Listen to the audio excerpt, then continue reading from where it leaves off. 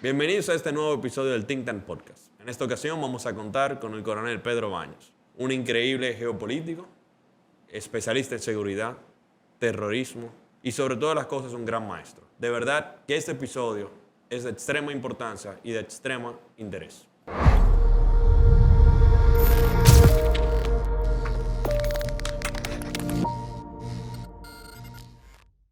Coronel, muchísimas gracias por acompañarnos y estamos aquí para tener un pequeñito conversatorio con usted y es un honor para nosotros. Encantado de estar con vosotros, un placer. Bienvenido. Gracias. Bienvenido a la República Dominicana. Bienvenido. Gracias. Coronel, entrando de inmediato en materia, en lo que respecta a la geopolítica de la región, en el año 2018 la República Dominicana terminó sus relaciones diplomáticas con Taiwán e inició sus relaciones con la República Popular China, reconociendo a su vez la política de una sola China. Esa fue una decisión controversial, la cual algunos tildaron de ser valiente, otros dijeron que fue un error garrafal. ¿Por qué? Bueno, porque no deja de ser que los Estados Unidos de América es nuestro primer socio comercial y un país como el nuestro que depende mucho de las remesas y del turismo. El 80% de las remesas que llegan a nuestro país son de la diáspora dominicana radicada en los Estados Unidos de América y el 50% de los turistas provienen igual de los Estados Unidos.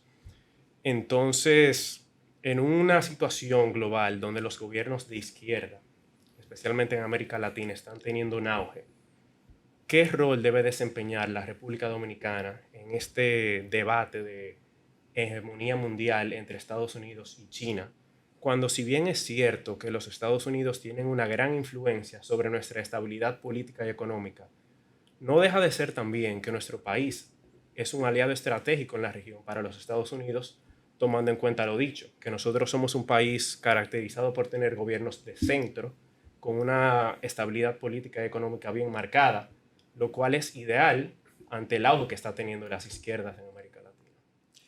Lo primero hay que decir que yo no voy a hacer jamás ninguna crítica contra ninguna decisión que haya tomado un gobierno. No los tomo contra los gobiernos de mi país, mucho menos contra los gobiernos de otros países, no, en absoluto. Además, precisamente, como militar, yo presumo de ser total y absolutamente imparcial, que creo que efectivamente lo que nos corresponde además a los militares en los gobiernos, en los países democráticos, mantenernos totalmente al margen de las diatribas políticas. Creo que tenemos que ir mucho más allá y servir, como sí servimos a todos y cada uno de los ciudadanos con independencia de quién esté en el gobierno, elegido democráticamente por el pueblo.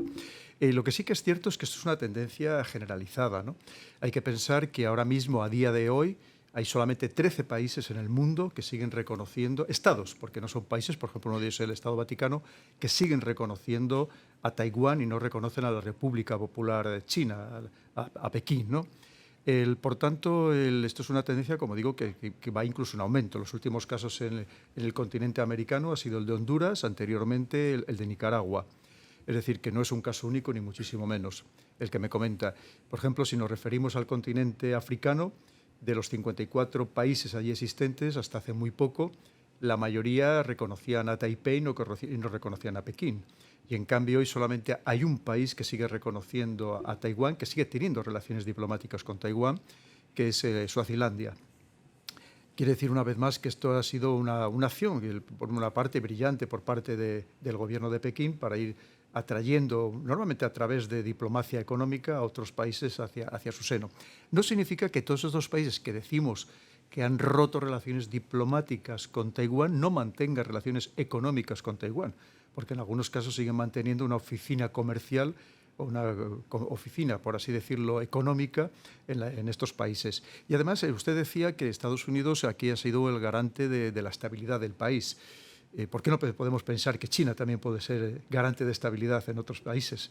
Hay que tener en cuenta que el mundo está cambiando con mucha rapidez y creo que no es el momento de desdeñar a nadie en absoluto. Yo desde luego no me atrevería a hacerlo. Y por otro lado también se debe dejar claro que Estados Unidos no tiene relaciones diplomáticas con Taiwán, no reconoce a Taiwán. Porque lo que reconoce, dice que reconoce es una sola China.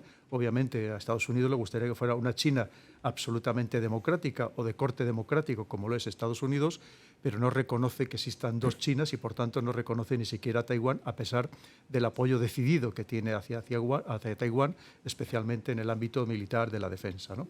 Con lo cual vemos que es una situación muy compleja, que entiendo que además hay muchas presiones por parte de unos y de otros, muchas presiones económicas, presiones por parte de los servicios de inteligencia, presiones evidentemente diplomáticas, y desde luego hoy en día jugar en nuestro nuevo mundo con cartas muy diferentes no es fácil en absoluto, porque no son las cartas de hace unos pocos años, las cartas han cambiado y por tanto hay que ser también muy hábil a la hora de jugar en el ámbito diplomático, en el ámbito internacional.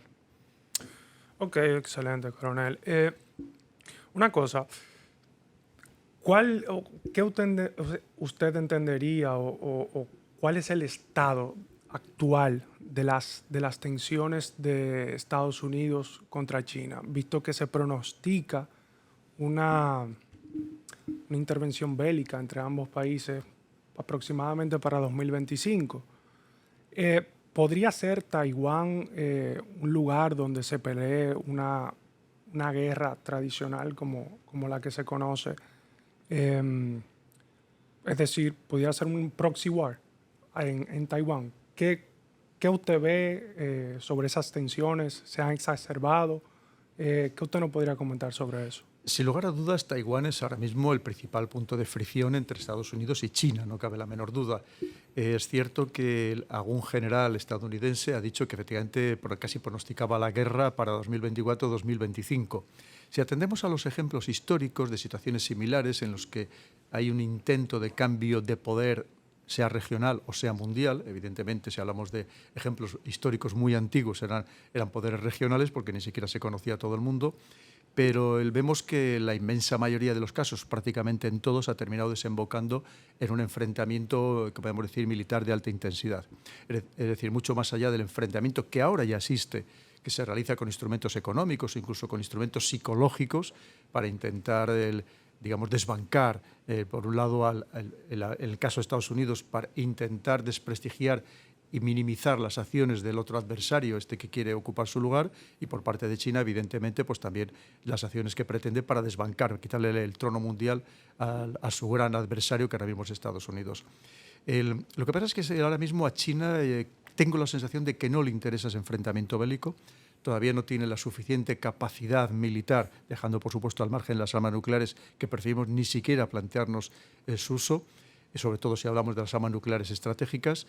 Hoy en día no le interesa llegar a ese enfrentamiento porque no tiene la misma capacidad que tiene Estados Unidos. Lo que nos lleva a pensar que además China lo que intenta es captar, por ejemplo, a Taiwán hacia su seno con otro tipo de medidas precisamente también económicas y psicológicas, y en cierto modo pues lo está consiguiendo. Acabamos de hablar de cómo ha ido minando esos apoyos internacionales que tenía Taiwán, y además de una manera pues muy rápida también, en muy pocos años, y al mismo tiempo pues también está intentando hacer una labor psicológica de captación de lo que es la mente taiwanesa, en el sentido de convencerles de que al final siempre han sido la misma unidad, quitando el periodo que fue invadido por los japoneses desde finales del siglo XIX hasta 1945, y además convenciéndoles también de que al final son la misma lengua, la misma raza, la misma cultura, que solamente les diferencia una parte ideológica política, y que además es muy curioso porque el partido político favorable a la reintegración de estas dos naciones o de estos dos países, podríamos considerarlo, pues está creciendo también a pasos agigantados. Recientemente un expresidente taiwanés se ha estado paseando por todo China durante 15 días, por poner un ejemplo, ¿no? Es cierto que a Estados Unidos esta situación le preocupa porque obviamente ahí perdería un baluarte importante, el que le permite también tener presencia en esa parte del mundo tan sumamente clave actualmente, pues hacia donde en cierto modo se está desplazando el centro de gravedad, el económico mundial, y por tanto pues esta situación evidentemente le inquieta. Con lo cual vemos que hay intereses por parte de unos y de otros, porque al final son todos intereses geopolíticos, evidentemente, y también económicos, que nos lleva a pronosticar que probablemente antes o después sí que llegue ese enfrentamiento de otra forma, ¿no? Desde luego yo en mis libros, ya desde el primero que publiqué, que se publicó en el año 2017, hacía ese augurio, en el sentido de que si atendemos a los ejemplos históricos, pues da la sensación de que ese enfrentamiento se puede llegar a producir con las implicaciones que tiene, porque Estados Unidos supongo que inmediatamente trataría de invocar el artículo 5 de la Carta de la Alianza Atlántica, de la OTAN, para implicar a los aliados de la OTAN, y con lo cual eso se convertiría pues en un conflicto prácticamente mundial, ¿no? Así que esperemos que no llegara a ese extremo y ojalá se pusieran de acuerdo, por lo menos para repartirse el mundo y que sigan estableciendo y fortaleciendo relaciones económicas, que al final es lo que nos interesaría a todos.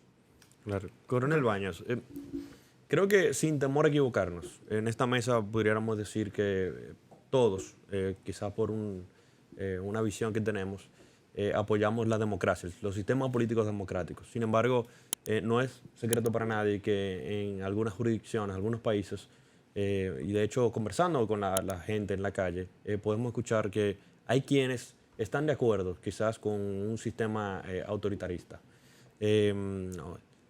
¿Por qué usted entiende que quizás existe nuevamente personas que apoyan ese sistema y quizás hemos visto también que en otros países hay personas que se ha implementado ese sistema de una manera u otra, pero las personas lo están apoyando y a pesar de que todos conocemos la bondad de la democracia? ¿Por qué quizás usted entiende que eso es así? Pues hay muchos motivos, nos daría para hablar también largo y tendido. Lo primero que he de decir que efectivamente en este mismo último libro, en la Encrucijada Mundial, yo abogo por un fortalecimiento precisamente de la democracia, que ahora mismo está sufriendo un gran descrédito, un gran desprestigio, pero no culpemos a los de fuera, culpemos a los de dentro, porque lamentablemente ese desprestigio está provocado por tantos casos de corrupción, de nepotismo que vemos de manera constante, me atrevo a decir, en prácticamente todos los países democráticos, en unos más y en otros menos, pero lamentablemente eso está haciendo que por parte de algunos políticos, afortunadamente no de todos ni muchísimo menos, se esté produciendo este descreimiento, especialmente con los más jóvenes. Por ejemplo, en Europa, muchas encuestas realizadas recientemente dicen que la mayoría de los jóvenes ya no creen en la democracia. Y esto es muy peligroso, efectivamente, porque podemos caer en cualquier autoritarismo de cualquier signo, tanto de un lado como del otro, o incluso en un cesarismo de alguien que venga, pues casi como flautista de Amelie, a prometernos solucionar los problemas con una varita mágica. Eso es lo que nos está sucediendo de manera constante.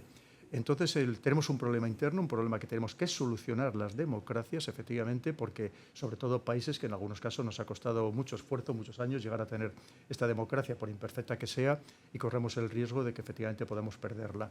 Eso, pero también tenemos que ser muy conscientes los ciudadanos, muchas veces en quién ponemos las riendas de nuestra vida, de nuestra hacienda, en qué manos las ponemos, porque muchas veces son manos equivocadas que lo que hacen es precisamente abundar en ese desprestigio de la política. Si no tenemos personas capaces, no tenemos personas solventes, no tenemos personas bien preparadas, con capacidad además de gestión, porque para mí hay dos claves para ser un buen político: primero, tener conocimientos del sector que se va a manejar, el que va a tratar, y también, por supuesto, ser un buen gestor. Y luego a partir de ahí podemos hablar de lo que yo llamo la ética, la estética, la épica e incluso la eficiencia. Pero en todo caso, lo que es verdad es que si no hacemos ese esfuerzo entre todos los líderes políticos y luego también los ciudadanos, tenemos muy complicado el perfeccionar esta democracia. Luego también al respecto debemos de decir que sobre esto hay mucha hipocresía, porque, por ejemplo, en Europa se nos llena la boca con decir que nuestros valores y principios democráticos, que nunca tenemos que hacer negocios con países que no sean democracias auténticas, y lo triste es que en el mundo democracias auténticas hay muy pocas.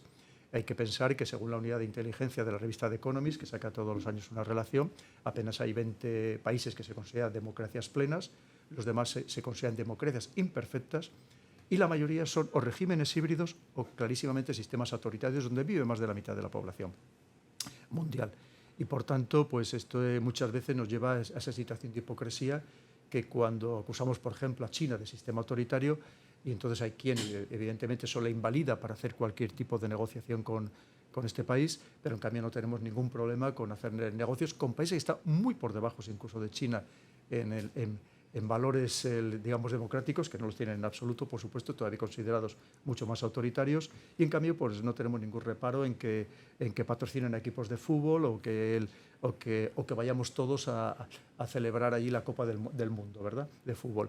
Entonces quiero decir que hay muchísima hipocresía al respecto y tenemos que ser conscientes que al final lo que interesa es que cada país, cada nación, vele por sus intereses y en cada momento concreto vea lo que más le interesa, y sobre todo en un mundo muy cambiante donde hay que tener una mente muy flexible, un sistema organizativo muy flexible y sobre todo ser capaz de adaptarse a estos tiempos que, como decimos, están cambiando con inusitada rapidez. Sí. En seguimiento a lo que dice el compañero Jorge, uno de los elementos claves que establece una potencia para, digamos, que imponer su hegemonía mundial es el sistema de gobernanza y su ideología política, llámese democracia, autoritarismo. Pero otro elemento clave siempre ha sido el militar. En sus inicios era el mar, era la tierra, Luego con la aviación, bueno, obviamente el aire fue otro dominio importante. Sin embargo, luego de que el proyecto Manhattan, luego de la Segunda Guerra Mundial, o al final de la Segunda Guerra Mundial, tuvo éxito y se desarrolló, digamos que la capacidad nuclear, muchos países, ya no muchos países, 7, para ser específicos, tienen esa capacidad nuclear de manera oficial y hay una doctrina militar que se establece que se ha llegado a un equilibrio Nash, en el cual está la destrucción mutua garantizada. Y eso hasta cierto punto, mi pregunta sería, ¿eso ha llevado a que ya el dominio militar ha perdido cierta importancia para imponerse como potencia hegemónica mundial? Y hay otros campos, otros dominios que han tenido ahora más relevancia, como usted ha mencionado en sus obras, como el ciberespacio o la mente. Sí, evidentemente hay que pensar que al final estos choques de voluntades, que es lo que vivimos y que es la guerra, en su caso es más extremo, esto va a seguir existiendo siempre, porque hay unas ansias, como ponía en mi primer libro, Así se domina el mundo, que al final hay algo que no varía, que es precisamente lo que es la esencia del ser humano, de la persona, tanto lo positivo como lo negativo, sus emociones, sus ansias de poder, sus pecados capitales, y esto no va a cambiar nunca. ¿Y cómo se intenta? Se ha intentado en los dominios que había en cada momento, que es donde nace la geopolítica a finales del siglo XIX, en la tierra y en el mar, posteriormente también en el aire, posteriormente en el espacio, y ahora hay otros dos dominios que son muy importantes, que es el ciberespacio, y uno que siempre había existido, pero que nunca se había actuado con tanta insistencia, por así decirlo, que es la mente, a través de esta guerra cognitiva que hoy en día también estamos inmersos en ella. Al final, ¿qué significa? Hay muchas maneras de actuar a través de lo militar, a través de esta guerra cognitiva, a través de otras muchas formas de instrumentos para subyugar al prójimo, que se intenta de manera permanente. Pero lo militar no ha desaparecido, simplemente que hoy en día es que no es rentable en muchos casos las invasiones. Las invasiones clásicas, aunque estamos viendo una en Ucrania, pero las invasiones clásicas que se han producido a lo largo de la historia para dominar los países, para obtener sus recursos naturales, para obtener incluso población, para esclavizarle, que fuera energía, para que fuera mano de obra, eso evidentemente hoy en día se hace de forma diferente. Sobre todo después de la Segunda Guerra Mundial, se hace con esto del neocolonialismo, que podríamos decir, neocolonialismo también económico, porque al final, por ejemplo, un instrumento muy poderoso para subyugar un país es la deuda.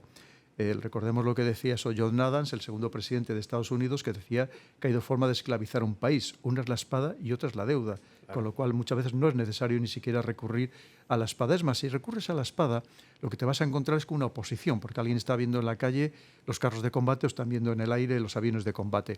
Pero en cambio, si te esclavizan a través de la mente o te esclavizan económicamente, muchas veces ni eres consciente de lo que está sucediendo o lo que está haciendo tu país, y muchas veces dirigentes que están vendiendo literalmente el país y tú no lo sabes como ciudadano, porque lo que está haciendo es incrementar sistemáticamente, por ejemplo, la deuda, una deuda que si está en manos extranjeras prácticamente toda, pues evidentemente el país está al vaivén de lo que quieran precisamente estos tenedores de la deuda. Con lo cual hay muchas maneras de esclavizar a los países, no necesariamente con la intervención militar, ni muchísimo menos. De hecho, hoy en día se trata de evitar, porque si tú haces una intervención militar, al final tienes que preocuparte de las personas, tienes también que cuidarlas en cierto modo, que atenderlas, entonces hay maneras mucho más sencillas de esclavizar a los países sin necesidad de utilizar la espada. Pero eso no significa que el que no se siga usando y que, por tanto, también hay que estar preparado. Y hay que tener en cuenta que la primera misión de un ejército en un país democrático es precisamente la disuasión, de ser lo suficientemente fuerte para tratar de impedir que los poderes, no los grandes poderes, porque sería imposible hacerlo de tal manera, porque prácticamente habría que tener todo el país en armas y aún así casi sería imposible, pero sí por lo menos que los países, digamos, del mismo peso, si habláramos en relación con el boxeo, pues por lo menos no tengan esas habilidades de llegar a ocupar el país, de invadir territorialmente, en fin, en definitiva, a ofender la integridad territorial del país. Por lo que tanto vemos es que al final es un tema muy complejo que una vez más hay que analizar además las circunstancias y las particularidades de cada país. Incluso podemos ver a la esencia de la geopolítica en el sentido de la importancia que tiene la geografía a la hora de establecer también los parámetros de seguridad de cada nación. Ok, excelente, coronel. Y ya para culminar este mini podcast, que es una entrevista corta, yo quería preguntarle, visto que los jóvenes se encuentran, o muchos jóvenes se encuentran desilusionados con la política, algunos porque entienden que es es lejana, es sucia, es sinónimo de corrupción, sin entender que a través de la política es que se producen los grandes cambios. Eh, ¿qué, qué usted le podría decir a esos jóvenes que se encuentran desilusionados, visto este mundo o esta encrucijada, como usted bien titula su libro, esta encrucijada mundial actual que estamos viviendo, que quizás no se encuentren al día sobre estas cuestiones que quizás dan por garantizada su libertad porque no conocen otra cosa, sin saber que de la noche a la mañana se podría perder? Entonces, si algún mensaje o algo que usted quisiera... Sí, evidentemente tenemos que volver a tener una política sana, ¿no? Lo que pasa es que no es fácil, porque estamos viendo que estos casos de corrupción que son constantes, porque allí donde voy pongo la televisión de los distintos países y me da la sensación de estar viendo lo mismo, prácticamente como una moviola con casos permanentes, tanto, ya digo, que de todo el espectro político. Y esto es muy triste, muy perjudicial, lo enlazamos con los comentarios anteriores, porque efectivamente se pierde la fe en el sistema. Y cuando pierdes la fe en el sistema, pues obviamente estás ansioso porque se implante otro sistema para ver si te da soluciones mejores. Hay que tener en cuenta que, por ejemplo, en Europa y en otros muchos países, la juventud está pasando una situación muy crítica, una situación que le puede llevar a vivir peor que sus padres, con trabajos mal pagados, con trabajos discontinuos, que no saben ni siquiera si van a tener pensión, como actualmente tienen sus padres o sus abuelos, y con lo cual pues esto crea también una profunda desilusión. Y sin lugar a dudas hay que volver a ilusionar a los jóvenes que en muchos casos han dejado de ver ya las noticias, que me comentan allí donde voy que ya no quieren saber nada de los medios convencionales, no creen en el periodismo convencional. Y esto también es muy triste porque no olvidemos que precisamente la labor fundamental de la prensa en un sistema democrático es el control de los excesos del poder, el controlar al poder, ¿no? Para evitar precisamente todo tipo de tropelías por parte de los dirigentes políticos. Y en cambio, pues vemos que si no se ven las noticias, si no se cree en la prensa, si no se cree en la democracia, pues tenemos una situación muy preocupante. Y por lo tanto, una vez más, en lo que decía, que tenemos que hacer todos un esfuerzo, ciudadanos y líderes, los ciudadanos para saber a quién elegimos, que esto no es un juego, porque también muchas veces los propios luego políticos juegan con esta democracia, en el sentido muchas veces quizá de decir, si ya les hemos dicho que es el mejor sistema posible, ¿a dónde van a ir estos pobres desgraciados? Ya están abusando de este sistema, a los ciudadanos nos están abusando. Y hay que tener en cuenta que eso es un juego muy peligroso, que es verdad que muchas veces tampoco creemos en la política, porque al final incluso el voto parece no servir para nada, porque al final todo se decide entre bambalinas, todo se decide con un marketing político que al final nos orienta, nos conduce, casi nos obliga a votar a determinadas personas, y por tanto, pues efectivamente creo que hay muchas cosas sobre las que tenemos que reflexionar, que es lo que yo pretendo con estos libros, que pensemos, que reflexionemos, que se abran nuevos debates además, que nos dejemos de algo que me parece terrible actualmente en las democracias, que es una polarización extrema que estamos viviendo absolutamente en todos los países, como nunca había existido, y podemos comenzar por Estados Unidos, donde incluso se habla en algunas encuestas de la posibilidad de llegar a una guerra civil, y por lo tanto creo que tenemos que ser muy conscientes de lo que nos estamos jugando todos. Además, al mismo tiempo, mientras hay otro, por ejemplo, el caso de China, que Xi Jinping, permanentemente el presidente chino, está hablando de otro modelo que llama el socialismo moderno, el socialismo de la nueva era, que incluso vende como algo mucho más positivo, más rentable, mejor, que va a satisfacer mejor las necesidades e intereses de todos y cada uno de los ciudadanos, que no les va a hacer votar, pero que no va a tener necesidad de votar porque alguien se preocupará precisamente de una manera mucho más solvente, mucho más eficaz, precisamente de resolverles sus problemas. Porque al final la política, los políticos son resolvedores, por así decirlo, de problemas. Es que lo que tiene que ser, es decir, hacer posible lo imposible, precisamente porque para eso les pagamos, para eso les entregamos el poder, no para que abusen de él ni para su propio beneficio personal, sino para que sirvan de verdad con honradez y con una auténtica vocación de servicios a todos y cada uno de los ciudadanos. Excelente. ¿Tú? No, yo concluyo hoy. Concluya. Coronel, muchísimas gracias por tenernos en el día, por visitarnos en el día de hoy. Creo que ha sido un mini podcast muy, muy interesante. Gracias por sintonizarnos y hasta la próxima. Encantado, ha sido un placer. Coronel, muchísimas gracias. Gracias. Lástima, de verdad, que no tenemos más tiempo, porque usted está haciendo un trabajo encomiable. Se lo está diciendo un grupo de jóvenes que le preocupa lo que ven. le preocupa lo que ve y asimismo identifica a otros jóvenes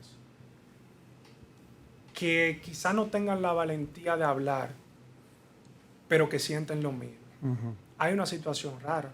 El mundo está en una encrucijada. Sí, totalmente. El mundo está en una encrucijada. Y al final, nosotros hemos realizado este podcast para uno tratar de debatir ideas. Se llama Think Tank. Es un think tank. Aquí no importa, traemos gente de izquierda, de derecha, pero vamos a debatir ideas. Vamos a ver hacia dónde vamos a enfocar el mundo. ¿Por qué? Porque estamos globalizados. Eso es algo indiscutible. Pero vemos que surgen, hay como una especie de policrisis. Hay crisis en todos los sentidos. Se están juntando muchas cosas. Ahí se están juntando demasiadas cosas. Entonces la gente quizás visualiza eso a un largo plazo. Quizás eso no va a ocurrir mientras yo esté vivo o lo que fuera.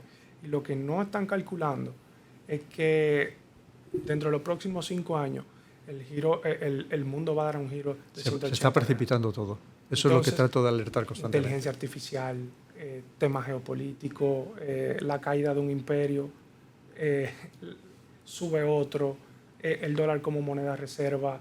O sea, hay un sinnúmero de cosas que se están conjugando, una tormenta perfecta. Totalmente.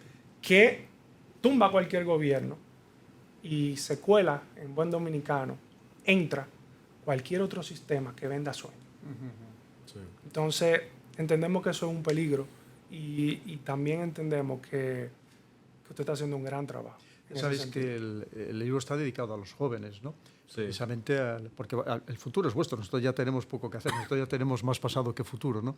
Pero el futuro es vuestro y desde luego ahora mismo la situación no es halagüeña ni muchísimo menos. O sea, yo lo veo allí, piensa que hay regiones en España, como son las Islas Canarias, donde el paro juvenil es del 50%.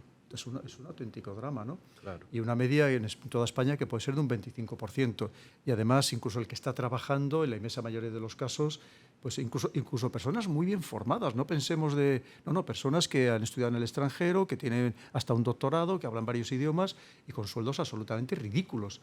Cuando antes una persona, no hace muchos años, con su formación, con su preparación, estaría ganando 3, 4 o 5 veces más, ¿no? Y ahora mismo tiene muy complicado en casos de personas con 40 años que siguen teniendo que vivir en casa de los padres porque no son capaces de alquilar una vivienda, sobre todo en las grandes ciudades, una vivienda propia. Si la alquilan son viviendas absolutamente ridículas, o sea, la mitad de tamaño de lo que era la vivienda estándar cuando yo salí de la Academia General Militar, estamos hablando del año 85, y tantas otras circunstancias que hacen que claro, que obviamente hay una preocupación. Y una vez más, si tú ya no crees en el sistema, si no crees que la democracia te está facilitando todo aquello que te debería de facilitar y que te han prometido, además, pues obviamente tú muchas veces pues miras hacia otro lado y dices, oye, pues a ver si otro me da algo más, ¿no? Que todo esto. Y luego es cierto que no debemos olvidar que todos estos temas de corrupción, que yo llevo ya un mes viajando aquí por distintos países de nuestra querida América, y es que son constantes, es que parece que estoy viendo la misma televisión que en España, exactamente la misma televisión que en España, o sea, en todos los países. Esto es inaceptable, ¿no? O sea, y muchas veces estamos siendo demasiado condescendientes. Los ciudadanos tenemos una excesiva pasividad, una apatía social y política que no es buena. Quizá por falta también de cultura política en general, y estamos aceptando casi como normal situaciones que no son normales en absoluto, en absoluto.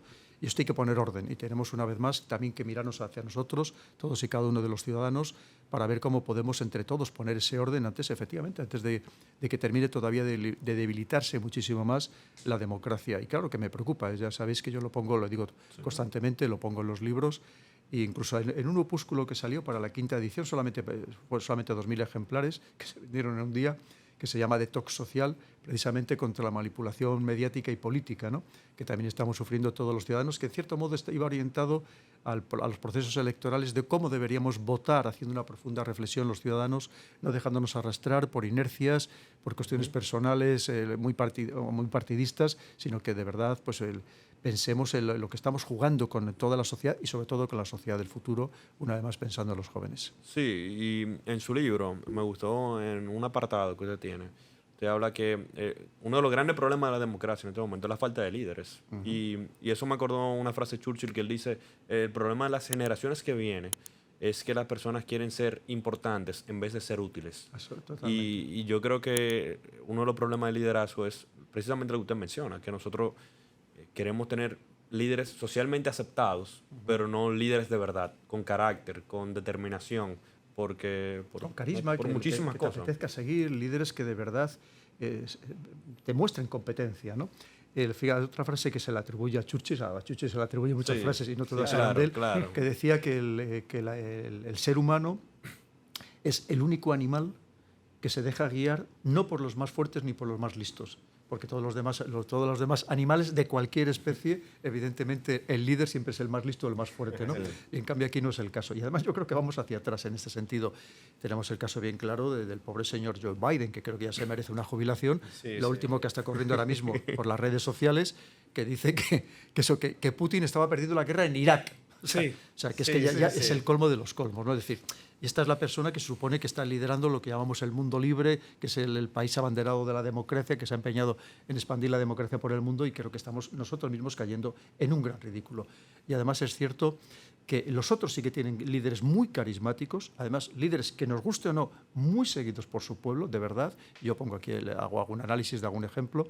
Y en cambio nosotros tenemos líderes que en la inmensísima mayoría de los casos no llegan ni al 5 del aprobado, ¿no? Por lo menos en el caso europeo. Y además incluso hay veces que parece que todavía cada vez más flojitos en ese sentido. Yo creo que ahí también hemos cometido un gran error las democracias, y creo que todavía estamos a tiempo de revertir esa situación y de volver a tener líderes de verdad. Y un líder de verdad, lo primero, pensemos que debe ser un estadista que piense, también es algo que viene de Churchill, que piense en las siguientes generaciones y no piense en las siguientes elecciones, ¿no? Sí. Y por tanto creo que hay muchas cosas que cambiar, y además vosotros tenéis que cambiar, los jóvenes tenéis que insistir para ello, tenéis que exigir para ello a los más veteranos que esto se cambie, pero no podemos esperar, esto hay que hacerlo absolutamente ya. A mí cuando me preguntan muchos jóvenes allí en Europa que qué podemos hacer, se lo digo muy claramente, tenéis que rebelaros. O sea, no podemos estar en esta situación, ¿no? Con casos constantes de nepotismo, de que lo estamos viviendo. Lo que pasa es que como es uno tras otro y cada vez parece que más grande y más escandaloso que el anterior, como parece que ya lo hemos naturalizado, ¿no? Lo hemos normalizado, y no podemos consentirlo. Y por tanto, además, incluso yo hablo ahí, fijaros bien, hasta de un referéndum de revocación en caso de que no cumpla con lo que nos han prometido. Yo pongo un ejemplo, si me lo permitís, de que nosotros, imaginaros que los ciudadanos somos los socios de una multinacional, los accionistas de una multinacional. Y de repente la multinacional no va bien y necesitamos pues, un impulso. Entonces abrimos para que se postulen una serie de personas para ser el nuevo CEO, para ser el nuevo director general, y se te presenta, obviamente, con un currículum, lo primero, y luego, una vez más, los conocimientos, y por otro lado, que sería la capacidad de gestión, con un plan de desarrollo, para mejorar, evidentemente, la rentabilidad, los beneficios de esta multinacional. Y resulta que pasan 2 años y te das cuenta, lo primero, que en muchos casos el currículum que te habían presentado era mentira, o estaba totalmente inflado, que nos ha pasado en todos los países. Claro. Pero luego encima te das cuenta de que el plan que te habían prometido que iban a desarrollar no lo están cumpliendo en absoluto. ¿No sería para ponerles de patitas en la calle? Que es lo que habría que hacer. ¿Por qué seguimos aguantando? Luego sí, las disculpas. No, bueno, es que las circunstancias han cambiado, he tenido que cambiar de opinión porque me he encontrado cosas en el cajón al abrir lo que yo no me lo esperaba. No, perdona. Cuando tú llegas a estos puestos tienes que estar absolutamente preparado. Una cosa es que es verdad que te venga una pandemia, que te venga una guerra, cosas totalmente inopinadas, pero en circunstancias relativamente normales tú no puedes incumplir sistemáticamente tu programa electoral. Que parece que también, como que lo hemos tampoco normalizado, eso, que no pasa nada porque no incumplan nada, ¿no? O porque nos mientan de manera constante, de manera incluso descarada, y que todo aquello que dijeron, no, esto no lo voy a hacer jamás, no voy a negociar que jamás con estos grupos políticos, y resulta que luego lo hace una detrás de otra. Sí. O sea, lo curioso es porque ahí entonces el problema es nuestro. Sí. Como se suele decir, dice, la primera vez que me engañes, la culpa será tuya. La segunda vez que me engañes, la culpa será mía. Sí. Porque he dejado que me vuelvas a engañar. Entonces, pues ya sabiendo que eres un mentiroso, ¿por qué seguimos muchas veces votando a mentirosos que sabemos que es que te van a engañar, ¿no? Entonces, para que veamos que también los ciudadanos tenemos una grandísima responsabilidad a este respecto. Y por tanto, ya te digo una vez más, además os agradezco que me hayáis hecho estas preguntas y que tengáis estas inquietudes, porque es cierto que la democracia está en peligro, no tengamos ninguna duda. O sea, yo lo estoy viendo, lo estoy percibiendo, y ya os digo, y ahora me llevo un mes, como os digo, recorriendo distintos países de América, y es que prácticamente me daba la sensación desde el primer día que llegué que estaba viendo la televisión en España. porque esto es constante y además y lo vemos en las redes sociales con este odio que digas lo que digas, pongas lo que pongas. Sí. Hoy todavía he puesto unos tuits alabando a la República Dominicana, incluso allí estando que me recibió el rector de la Universidad Autónoma aquí de Santo Domingo. Sí. Y hay gente que lo critica con odio. Digo, pero vamos a ver, si estoy poniendo que lo bien que estoy en la República Dominicana, claro, que lo bien que estoy atendido, que lo bien que me lo estoy pasando, que estoy encontrando gente muy preparada, sobre todo gente muy joven. Y todavía hay gente que le saca punta a todo, ¿no? Para que veamos un poco el odio que está prendiendo en las sociedades. Y esto es muy negativo, tremendamente negativo. Volvemos a lo mismo.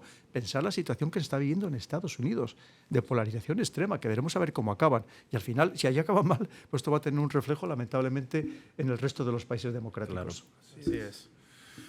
Bueno, nosotros no hemos despedido. Nosotros nos despedimos ya, pero 3 veces. Pero ahí le hicimos. Pero siguió grabando.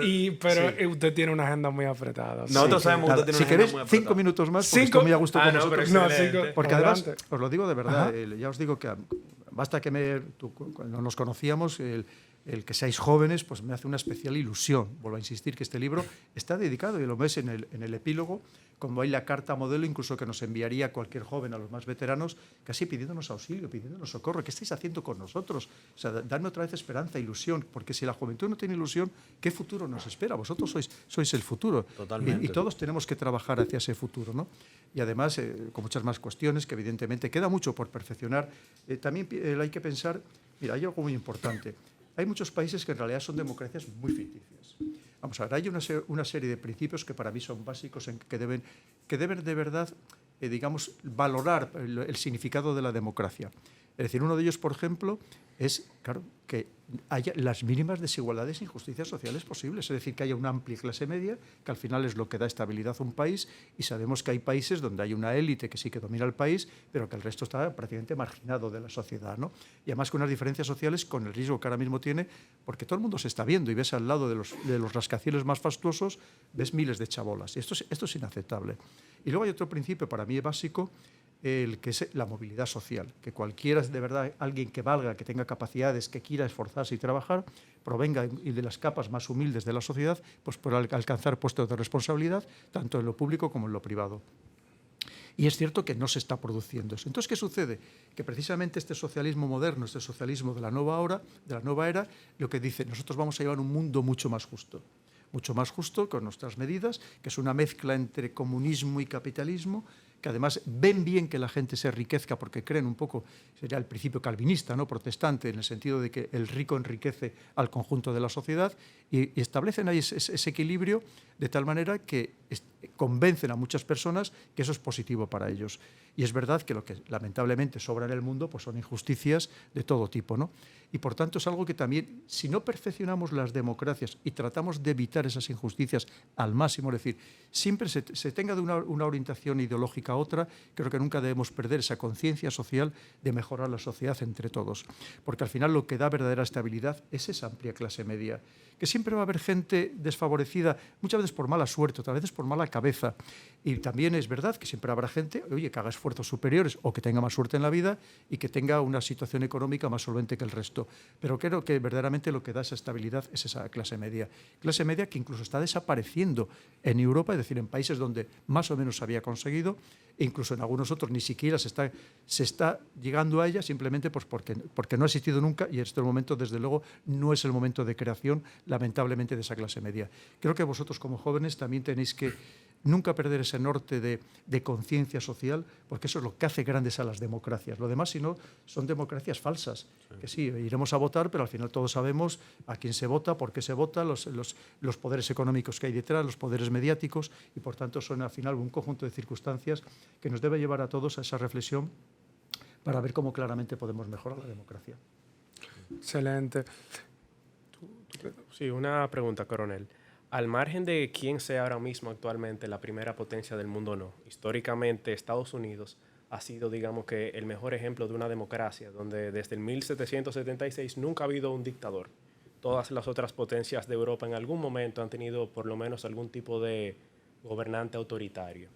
Entonces, con el avance ahora de la inteligencia artificial, ¿usted entiende que el sistema de gobernanza que se va a imponer en el mundo, no por capacidad militar, sino por un tema de necesidad, de que la inteligencia artificial está sustituyendo muchos de los trabajos tradicionales. Los gobiernos tendrán que implementar políticas socialistas, aunque el país no sea un país socialista, capitalista, pero con políticas sociales. Es que las políticas sociales deben primar siempre, sea quien esté en el gobierno. Es decir, otra cosa es que esa política social, bajo mi punto de vista, no debe impedir ni zancadillear, por así decirlo, la iniciativa privada, ni muchísimo menos. Y que aquel que quiera ir más allá en su esfuerzo, en su trabajo, porque tiene capacidades destacadas, no se le prime también de alguna forma. Es decir, porque si no, lo que estás haciendo al final es perjudicar a todo el país en el sentido de que estás digamos, acabando con esa voluntad de emprendimiento, con esa voluntad de mejora individual, ¿no? Eso es lo que decía antes de China, que saben jugar con esa ambigüedad y saben fomentar también el que quiera. Mira, por ejemplo, ellos tienen muy claro, ellos aprenden muy bien las lecciones históricas de los demás, de cómo se han equivocado, y ellos de lo que piensan es, antes en el sistema marxista-leninista puro, de la Unión Soviética, por ejemplo, a un joven que se le decía, estudia, trabaja, esfuérzate y te daré una medalla. Ellos le dicen, estudia, esfuérzate, trabájate y te harás rico. Porque quieren que te hagas rico, porque saben que eso enriquece también al resto de la sociedad. Claro. Lo que no significa que no dejes de pagar impuestos, porque evidentemente con esos impuestos ayudas a las demás personas que a lo mejor no han tenido la misma fortuna y que evidentemente pues necesitan también el apoyo y la protección por parte del Estado. Yo creo que hay que saber combinar ambas cosas, ¿no? No se puede solamente ir hacia un lado o hacia otro. Y luego es verdad que cuando comentas que Estados Unidos es una democracia, evidentemente lo es, pero también es verdad que muchas democracias están gobernadas por unas élites, están gobernadas por un sistema más bien plutocrático, un sistema oligárquico. No debemos olvidar que hay países que prácticamente hay una veintena de familias que llevan gobernando en el país, dirigiendo el país desde hace, en algunos casos, siglos, y que con independencia de quién aparentemente esté en el gobierno, porque entre otras cosas quien ha llegado al gobierno es porque le interesa a esas familias y le va a beneficiar de alguna forma. Además tenemos también que ser muy honestos con las democracias imperfectas que también en muchos casos hemos creado, y por eso para que veamos la necesidad de que sea mucho más perfecta, que a pesar de todo evidentemente pues al final algo pintamos los ciudadanos, aunque sea poco, claro. Pero por lo menos podemos todavía seguir hablando con libertad, como es en este caso en vuestro podcast. Bueno, señores, ¿no? Muchísimas gracias. Ya me escriben.